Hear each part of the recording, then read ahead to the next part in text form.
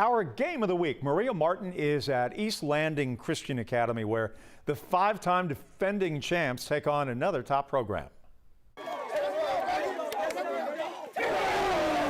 Team 1-1 game of the week takes us to Eagles Landing Christian Academy, taking on Woodward Academy, the first meeting between the pair since 2015. After a missed field goal early by Woodward, we're scoreless with 40 seconds left in the first quarter. Philip Massingale in the Wildcat, keeping the rock up the middle for the first score of the evening. The PAT good, and the Chargers up 7-zip. Woodward's chance to score here in the red zone just before halftime, but they lose the football. A fumble, and ELCA takes over all the momentum with the Chargers heading into halftime. Fast forward all the way to a little over a minute to go in the ball game. Peter Simmons for the Chargers with a heads-up play and a pick six for ELCA to seal the deal. This one is over. The five-time 1A state champs beating Woodward 14-0. The defense getting a shutout in the first game of the season. Coach Gus, a shutout to start the season against a Woodward team you've never beaten before. The defense looked really good. Continue to force the offense to drive the length of the field.